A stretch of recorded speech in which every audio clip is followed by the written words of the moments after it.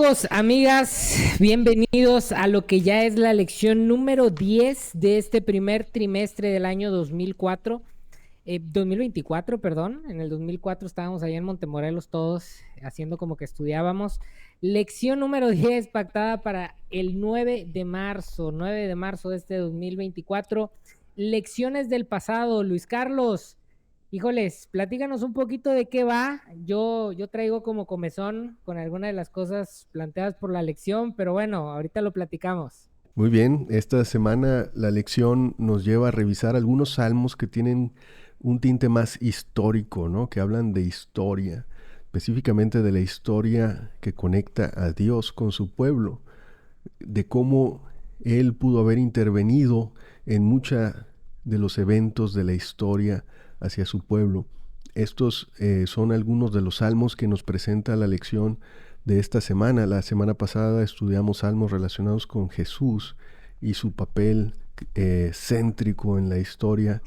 Eh, y ahora vemos las lecciones que se han aprendido en el pasado a través de los salmos, cómo ellos escribieron lo que sucedió en el pasado y cómo ellos tenían que recordar estos eventos, cómo los recordaban, qué significaban estos eventos para ellos, cómo los transmitían. Y hay dos, tres cosas que me gustaron y vamos a hacer comentarios más adelante, pero al parecer es que al final la lección nos lleva a ver que nosotros somos parte de esa historia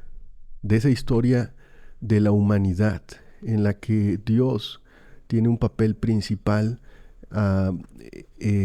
con los eventos que suceden. Parecería que podemos a veces olvidar lo que ha sucedido en el pasado.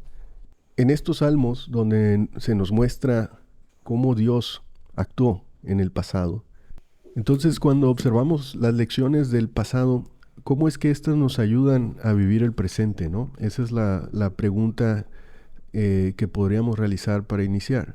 ¿Cómo estas cosas que le sucedieron a nuestros antepasados, a lo que podríamos ver algo muy lejano, pero que en realidad son nuestros antepasados, ¿verdad? Nuestros abuelos, tatarabuelos y bueno, ya no sé qué más sigue, pero cómo lo que les pasó a ellos es una lección que nosotros deberíamos de tener en cuenta en el día de hoy. Eh, Cómo esto no debería de pasar desapercibido. Y no solamente eso, cómo deberíamos de estarlo recordando, porque tal vez si no lo recordamos, se nos olvida, ¿no? Entonces hacia ahí más o menos va el tema o el enfoque de esta lección, en cómo podemos eh, tener en mente lo que ha pasado en el pasado, válgame la redundancia, para actuar en el día de hoy.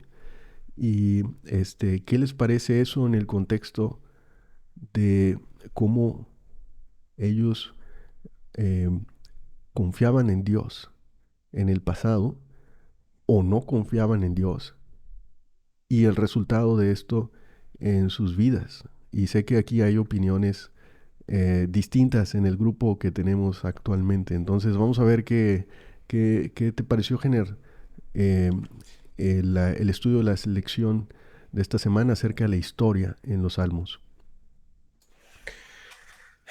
Me parece, eh, tengo un sabor agridulce.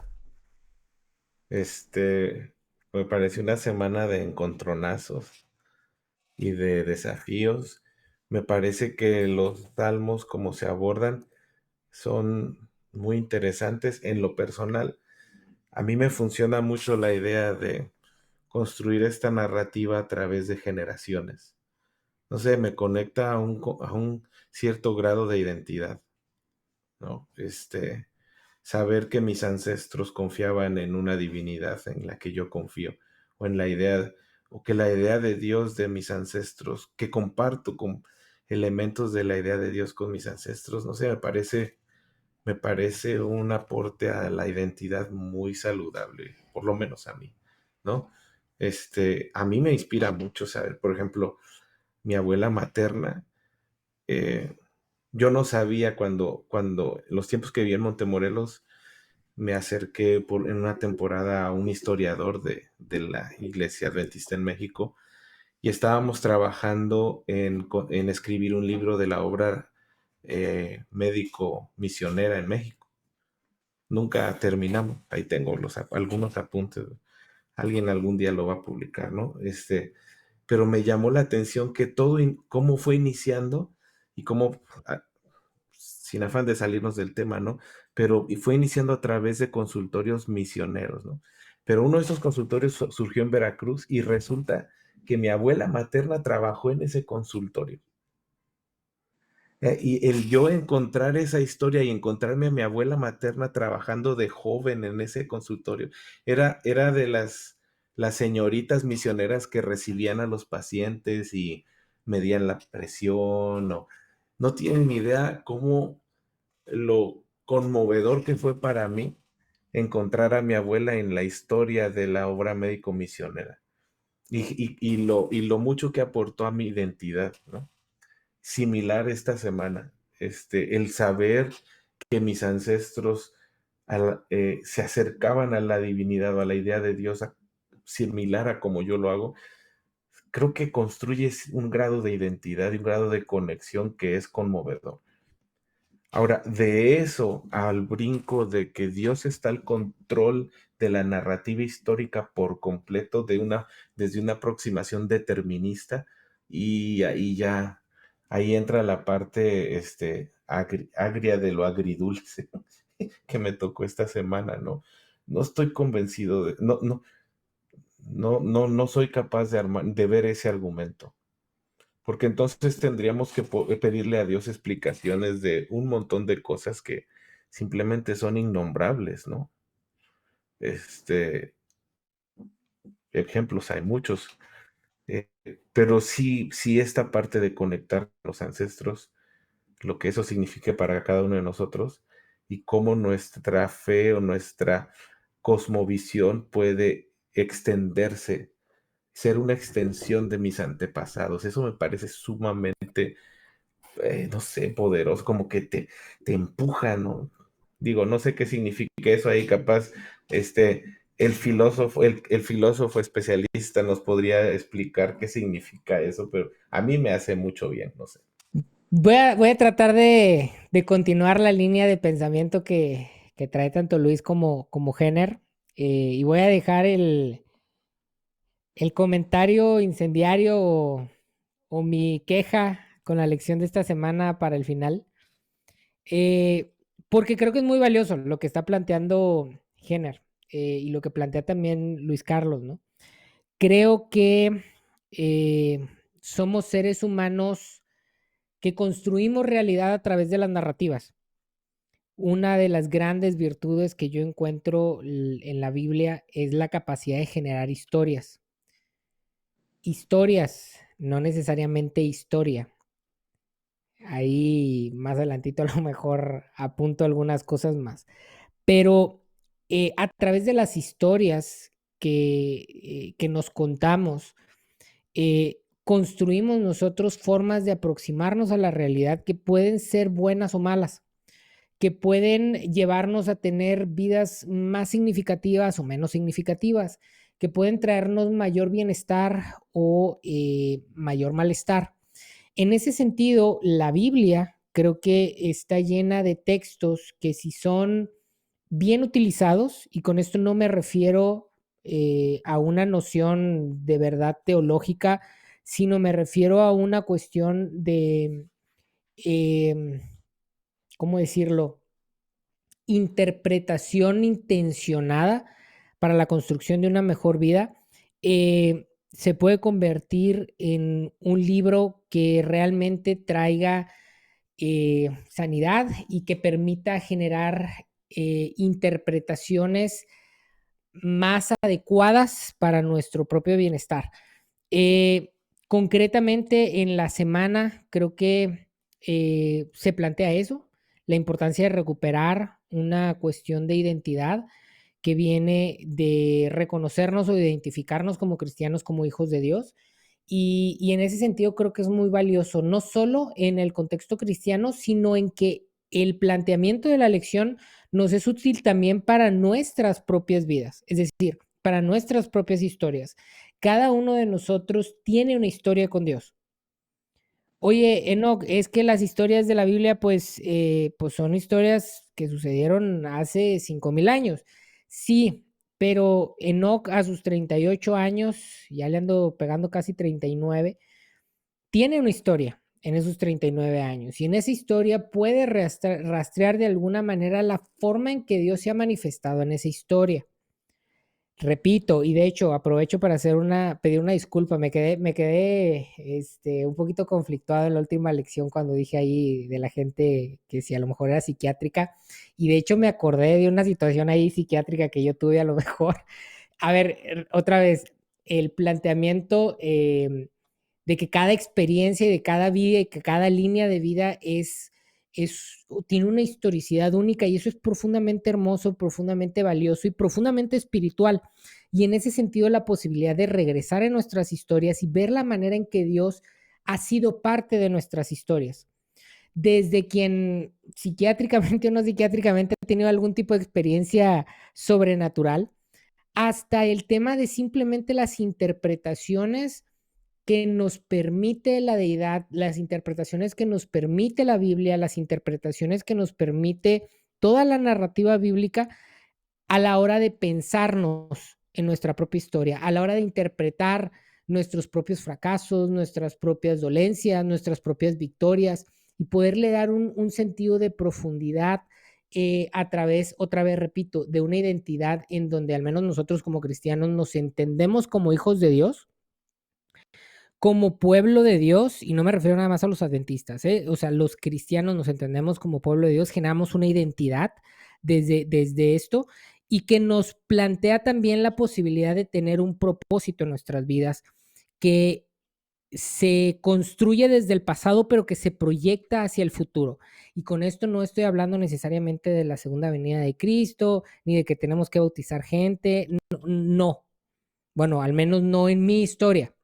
Está bien si alguien nos está escuchando y esa es su visión, es su propia historicidad, es su propia interpretación, no lo juzgo, pero no necesariamente eso, porque repito, la Biblia no es un libro genérico, no es un libro de recetas preestablecidas, es un libro que puede llegar a convertirse en algo profundamente personal y que se mete en nuestra propia historia para darnos una verdad, para darnos un camino, para darnos una manera de caminar mi propio camino, que probablemente será distinta a la de Luis Carlos, a la de Jenner, a la de Ronald, como distinta es a la del pueblo de Israel, pero en lo que yo encuentro en la Biblia, en esas historias, yo puedo bajar esas historias, esas enseñanzas a mi propia historia, a mi propia experiencia personal y encontrar una beta de mucho valor para construir una vida más significativa,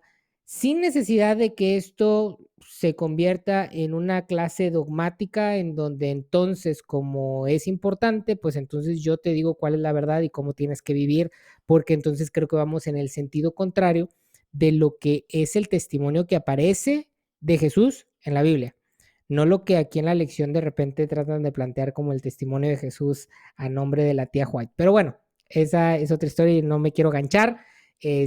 Sumamente significativa esta posibilidad de ver en la historia una manera de alimentar la propia. Cuando Enoch dice no me quiero ganchar, sí se quiere ganchar.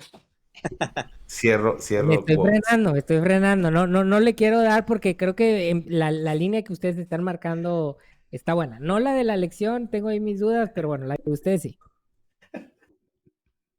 Creo que todas las historias son inspiradoras, o bueno, las buenas historias son inspiradoras. Por ahí vi en algún post no, en una historia que publicó Enoch sentado en el Maracaná. Fue así, ¿no? Ese estadio representa una historia tremenda para el fútbol. Fútbol no nada más de Sudamérica o no, hablamos mundialmente. El famoso maracanazo, lo que sucedió contra Uruguay, ¿no? Entonces, ¿cómo enmarcado, ¿no? En la historia del fútbol ese partido de 90 minutos, que bueno, creo que tuve excedentes en minutos, pero no por eso tengo que, o porque me gustó esa historia, tengo que ser un jugador, ¿no? Que sí me gusta, ¿no? En su momento, pero, pero me inspira a disfrutar de un buen juego, de un buen partido. Y creo que las buenas historias inspiradoras unen. Eh, no soy brasileño, pero si en algún momento juega Brasil, me pongo pues la verde amarela, ¿no? Porque me gusta ese juego, ¿no?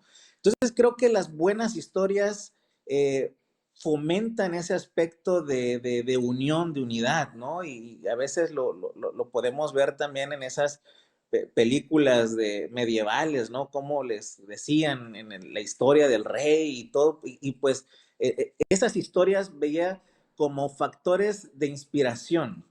Eh, Creo yo que la Biblia tiene muchas historias inspiradoras y de acuerdo a nuestra propia historicidad, como comenta Enoch, y que estoy completamente de acuerdo que cada uno hace su propia historia, entonces podemos sentirnos inspirados también en algunas historias que leemos en la Biblia que nos pueden darle mayor sentido a lo que hoy estamos escribiendo en nuestra propia historia. Así es como las historias se manifiestan, ¿no? En, en nuestras vidas el día de hoy. Y yo quería hacer un comentario a las formas en las que los salmos lo presentan. Ellos hablan de la historia específica del pueblo de Israel. En el contexto del Éxodo, cuando Dios ayudó a su pueblo, con el cual había pactado desde Abraham, a ser liberados de la opresión de los egipcios. Y en ese proceso sucedieron muchas cosas en las que hubo una intervención divina. Eh, la otra historia que se nos cuenta en los salmos que revisamos esta semana es la historia de la creación. Entonces la historia de la creación, la historia del Éxodo, la historia de los patriarcas. ¿Y en qué dos contrastes lo presenta? Uno, cuando estos patriarcas o nuestros antepasados confiaban en el Señor, ¿cómo les iba? ¿Cuál era el resultado de confiar en el amor, en la gracia de Dios, en estar cerca de Él, en orar, en recordarlo? ¿Qué es lo que pasaba cuando ellos se acordaban de Dios y lo veían como su creador y su sustentador? ¿Qué pasaba? Y la segunda forma es, ¿qué pasaba cuando no se acordaban de Él? Entonces, si se acuerdan de Él, ¿cómo les va? ¿No? Y cuando no se acuerdan de Él, ¿qué es lo que le sucede al pueblo? Y aquí muchos pensarían que, bueno, es que no se acuerdan de Él y entonces Él lo que va a hacer es castigarlos y mostrar su ira contra ellos, ¿no? Algunos podrían verlo de esa forma. Si no me acuerdo de Él, entonces voy a ser castigado. Pero no necesariamente es así. Yo como lo entiendo, igual y ahorita expresan algunos otros su reflexión, es que Dios te pone un camino y una guía. Y al no acordarte de Él es como si dejaras de usar la aplicación de Wikiloc cuando vamos al senderismo, ¿verdad? Como si te salieras del camino, pues ¿qué va a pasar? Pues te vas a perder.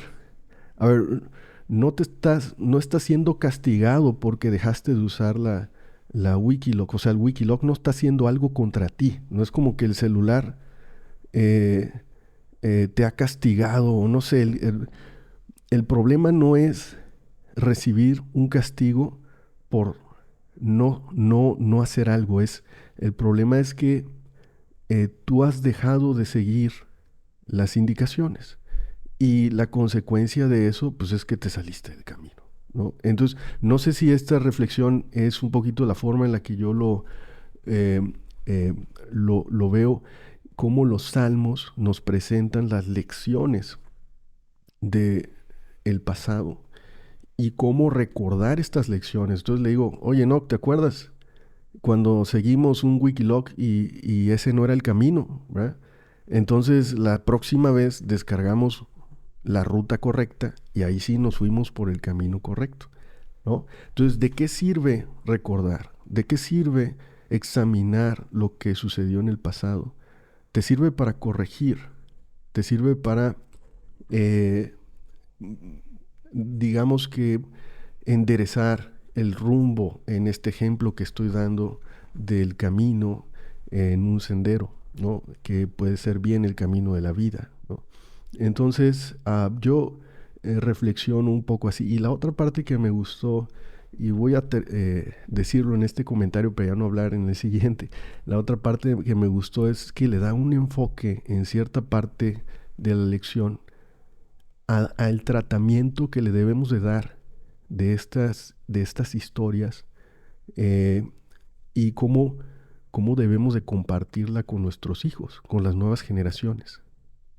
Se hace, de hecho hay un versículo por ahí que está en la lección que nos recuerda esto, de cómo deberíamos de compartir estas historias con nuestros hijos, porque recordarlas nos van a ayudar a saber cuál es el camino que Dios quiere que sigamos. Nos van a ayudar a confiar también en Dios, porque vas a saber, bueno, así le pasó a él, así le pasó al otro, y así le pasó al otro, y entonces es como si 100 personas hubieran seguido el camino, y tú puedes saberlo por lo que está escrito en la Biblia, ¿no? Por estas historias, puedes saber que cuando ellos siguieron ese camino, cuál fue el resultado, y eso es lo que tú le compartes a las nuevas generaciones.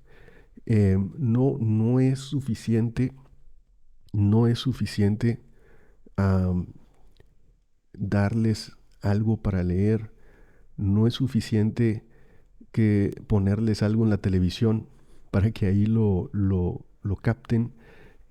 Creo que el mensaje que capté un poquito era de que debe de ser una transmisión más real, más personal, ¿no? Debe de ser algo en los que ellos te escuchen, te vean y que de esta forma aprendan, ah, o sepan, ¿no? Acerca de la historia y de lo que confiar en Dios puede producir en la vida de cada uno de nosotros.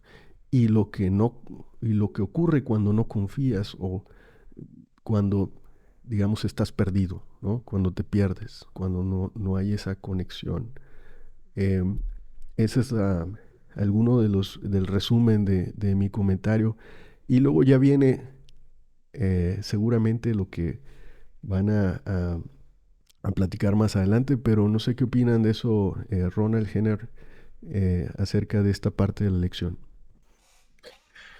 Pues yo quisiera animarnos a, eh, sí, continuando con esto que pensando en lo que dices, Luis, ¿cómo puede hacer sentido? ¿Cómo me puede hacer sentido? Eh, pues yo me preguntaría, bueno, ¿cómo ha sido la imbatible fidelidad del Señor en mi vida? ¿No? ¿Cómo ha sido su fidelidad imbatible en mi vida y en la vida de mis ancestros o en la vida de los que construyen mi narrativa o mi historia? ¿No? ¿Cómo ha sido, qué es recordar la historia y alabar a Dios? ¿No? Estoy tratando de leer los títulos de los días que vienen la semana, ¿no? ¿Qué significa recordar la historia de mi historia, de los elementos que componen mi historia y cómo Dios ha interactuado en esos elementos? Este, cómo la interacción de Dios en esos elementos puede llamarme al arrepentimiento, o puede doblarme de tal forma en que yo diga, ¿sabes qué, Dios? Tienes, estoy repitiendo ciclos, tengo que romper ciclos, yo qué sé, toca enfrentarme a mí mismo y caminar la senda del arrepentimiento. ¿Cómo puedo hacer eso de tal forma que me haga sentido a mí en la narrativa de vida que yo construyo? Me cuesta mucho trabajo entender a un Dios al Dios en el que creemos como lo indecidible, un Dios am, totipotencial, omnisapiente, omnipresente, omnipotente, pero que solamente construya narrativas desde el paradigma hebreo, ¿no? Como que no sé, no encuentro como un Dios omnipotente, omnisapiente, omnipresente. Podría solamente elegir una narrativa. pero hace mucho sentido para, para quien les hace sentido. Seguramente para otras historias, otras maneras de aproximarse harán sentido, pero siempre podemos llegar a recordar la historia y cómo nuestra idea de Dios se ha involucrado o se ha entretejido en nuestra historia. Y eso nos puede llevar al arrepentimiento, nos puede llevar a la alabanza, nos puede llevar a muchos lugares, ¿no? Que hacen bien, que hacen bien. Este, eso es lo que, la reacción que tendría yo de bote pronto a lo que planteas, Luis. Sí, en una parte por ahí del Salmo 106 parece que a pesar de que lo que el pueblo hacía repetidamente, repetidamente, eh, pues dejaban de confiar en el Señor y pone varios ejemplos por ahí, por ejemplo, cuando en lugar de buscar tener confianza en Dios, pues buscaban la confianza en ídolos, ¿no? En el becerro de oro era, ¿no? El becerro que adoraron en el desierto. Y entonces la pregunta aquí es, ¿cómo nosotros podríamos llegar a pensar que Dios nos ha abandonado, que Dios no está allí, a perder nuestra confianza por lo que sucede cada día en nuestra vida o en este mundo, y entonces empezar a buscar otros lugares en donde encontrar algo que te dé algo que te dé confianza, algo que te dé una respuesta, ¿no? Algo que te dé una respuesta a tu inquietud, a tu ansiedad, porque no ves dónde está Dios, no lo encuentras, lo pierdes. Y pues, ¿qué haces? Entonces empiezas a buscar otros lugares, ¿no? Así como lo hizo el pueblo de Israel. En algunas ocasiones, y no fue una, fueron varias. Y pues eso es lo que nos anima a reflexionar en esta lección, a ver estos sucesos de la historia y cuál ha sido el resultado, qué es lo que ha pasado. Así que aquí es como si ya tuvieras la respuesta a la pregunta, ¿no? Ya sabes qué es lo que sucede, entonces te anima a mantenerte confiado, aunque no veas el resultado que tú quieres, aunque el resultado que tú quieres esté muy lejano, aunque no entiendas por qué sucede esto o el otro. Creo que es difícil de tal vez aplicarlo, no es sencillo, creo que a todos nos cuesta el pensar cómo hay tantas guerras y tanta desigualdad y tanto sufrimiento y no ver el control de Dios en ello. Es lo que estábamos platicando un poquito antes de empezar el podcast, pero no sé cómo ves, Ronald, esta parte. Fíjate que comentaste algo, ¿no? Que me llamó la atención. No, para nosotros tal vez con la Biblia es muy fácil leer la historia y decir, híjole, pues qué cabezón es este del pueblo de Israel, ¿no?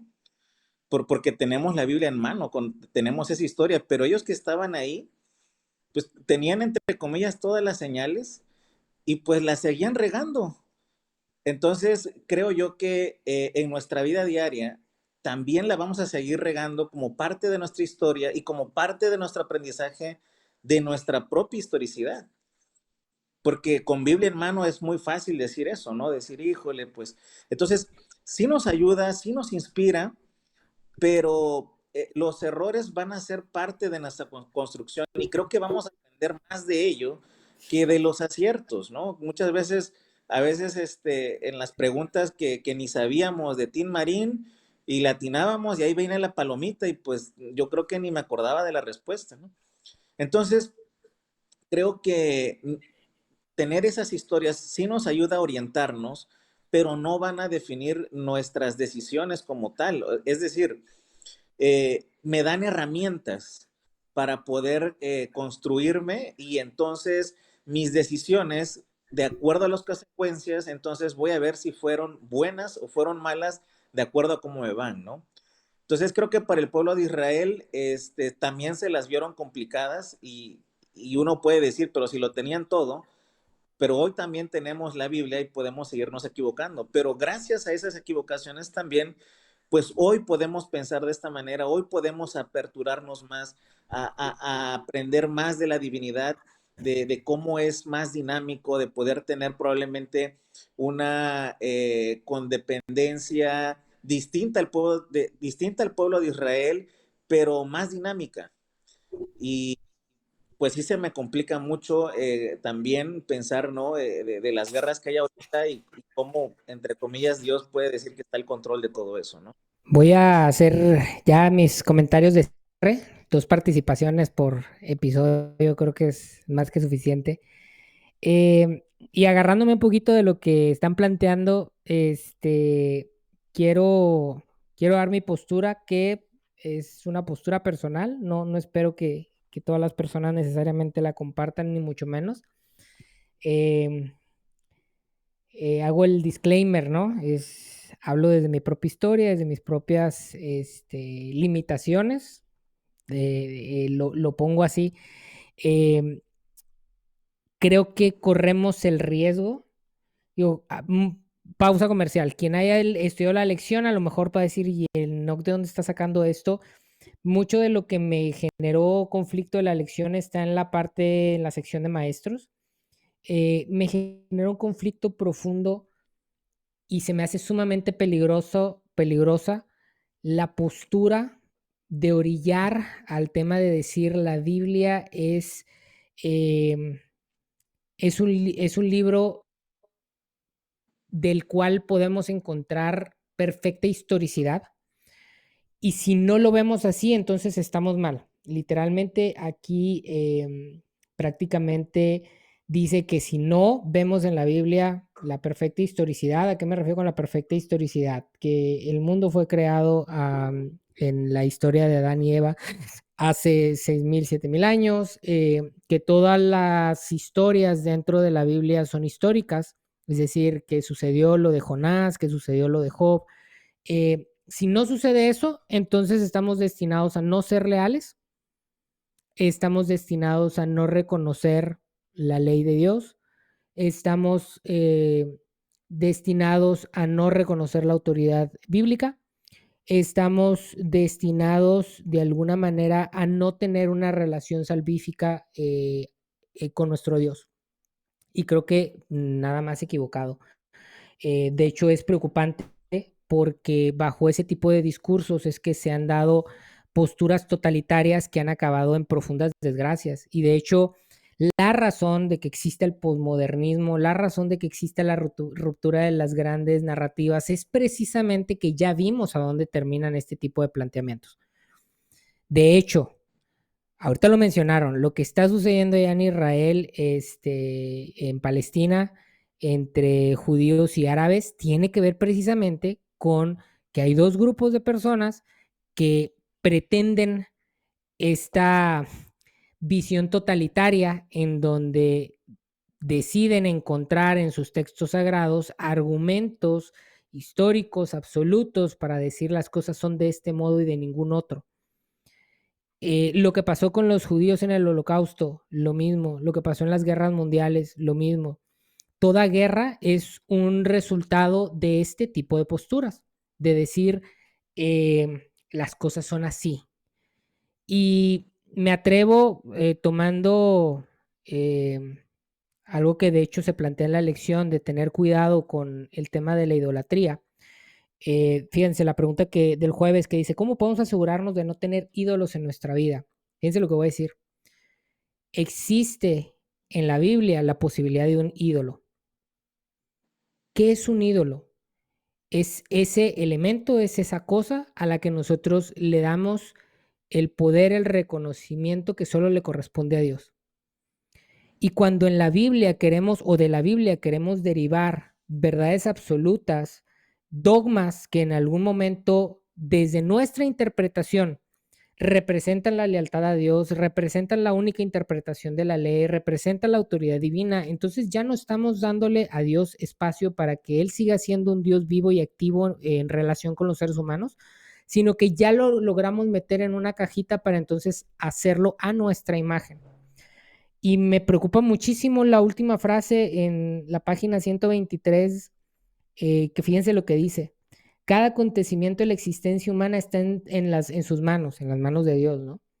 ¿De verdad cada acontecimiento de la existencia humana está en las manos de Dios? Y si así fuera, entonces el mal también está en sus manos, y el hecho de que hay personas que van o que toman decisiones diferentes a las que traen bien, amor, paz y misericordia, eso está en las manos de Dios. Y fíjense, luego 2 puntos. Nuestras experiencias personales, lo que está diciendo que está de alguna manera en las manos de Dios. Las acciones, fíjense lo peligroso de lo siguiente, las decisiones de nuestra iglesia. Entonces aquí nos lavamos las manos, ¿no? Pues pase lo que pase, pues todo está en las manos de Dios. Y así han sucedido las más grandes desgracias en la historia de la humanidad. Han habido, y si quieren otro día les saco los datos, pero han habido más asesinatos en nombre de Dios que en contra de Dios, y me refiero del Dios cristiano. Las decisiones del gobierno de nuestro país, todo está controlado y guiado por él. Y entonces este texto lo agarran los judíos y entonces dicen, pues vamos a darles con todo a los palestinos. Y entonces esto que están planteando lo agarran los palestinos y entonces vamos a ver cómo nos vengamos de los otros.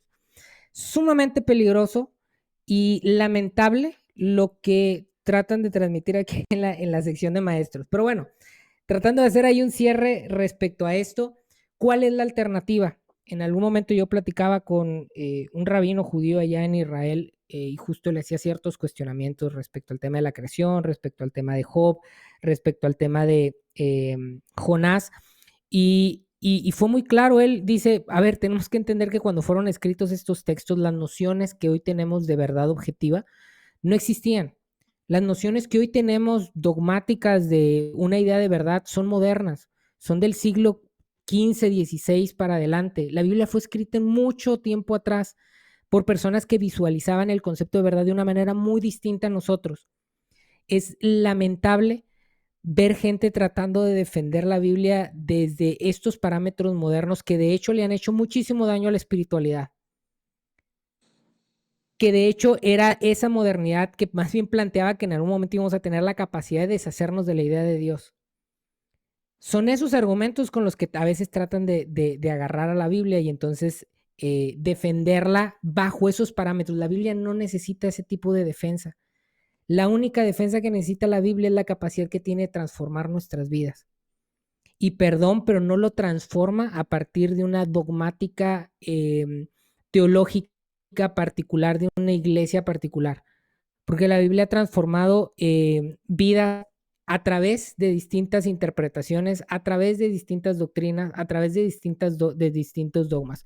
¿Por qué? Porque quien genera esos cambios y esa transformación no es la Biblia, es el Espíritu Santo que utiliza la Biblia como un medio y como una herramienta.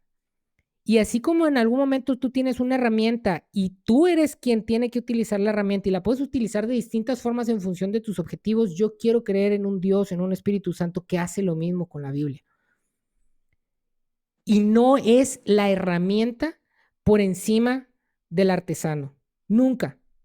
Nunca la herramienta está por encima del artesano. Es el artesano quien utiliza la herramienta para lograr sus objetivos. Y en ese sentido, creo que Dios, creo que el Espíritu Santo puede utilizar los textos de la Biblia, puede utilizar la Biblia como un medio para llegar a Enoch, a Jenner, a Ronald, a Luis. Y tal vez lo va a hacer de maneras distintas.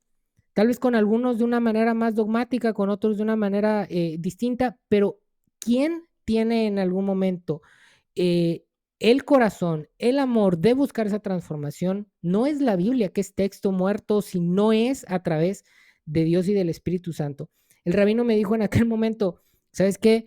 O sea, la pregunta que me estás haciendo, si esto sucedió históricamente o no, dice, o sea, si te escucharan los escritores bíblicos no te entenderían.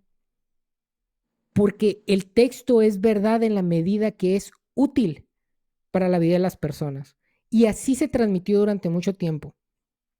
Y en ese sentido también, porque luego encontramos a los ateos o a gente que trata de demeritar la Biblia, cuando encuentra contradicciones, porque la Biblia tiene varias contradicciones y tiene muchos textos que racionalmente o desde el método científico no encajan, por mucho que querramos, no hay forma de encontrarle ahí cómo un Dios de amor manda abrir la tierra para que se trague a la gente.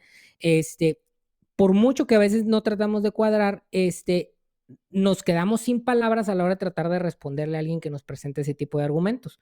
En donde en Deuteronomios hay un episodio en donde ahí literalmente dice que Dios le manda a Moisés que las capturadas en una guerra, que las van a violar prácticamente los israelitas, pues nomás que las rapen primero para que no estén de impuras.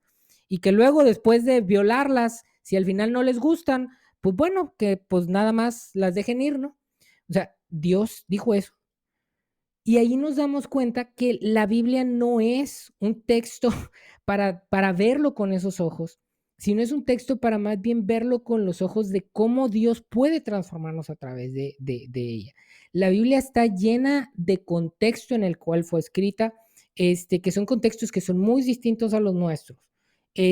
Oye, no, que eso se presta para que entonces pueda haber una apertura de posibilidades, pues sí.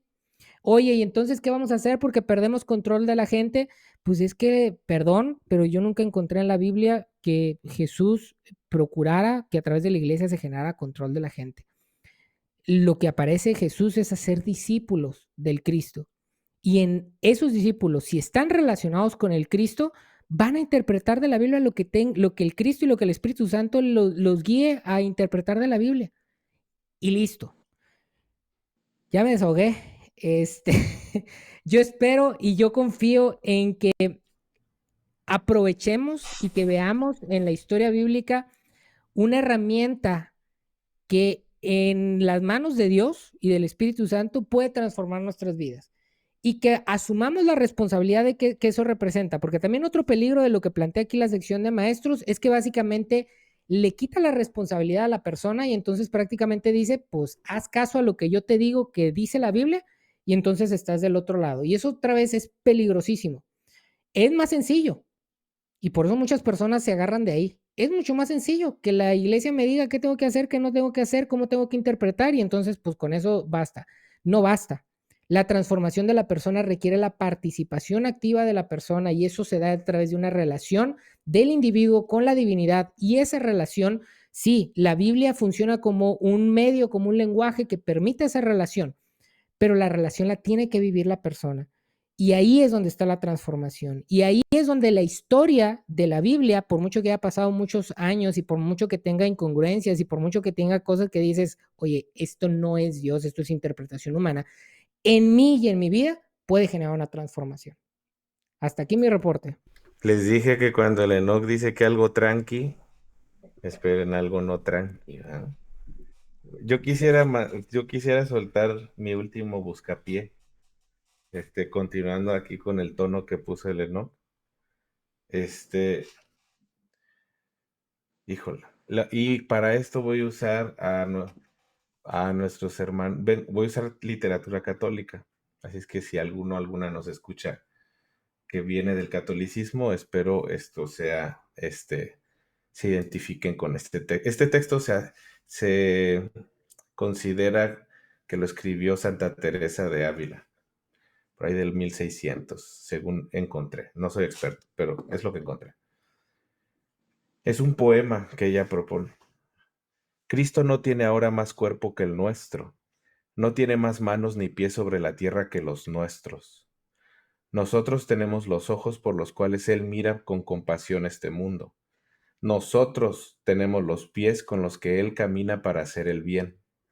Con nuestras manos Él bendice todo el mundo. Nosotros somos las manos, los pies, los ojos de Cristo. Nosotros somos su cuerpo.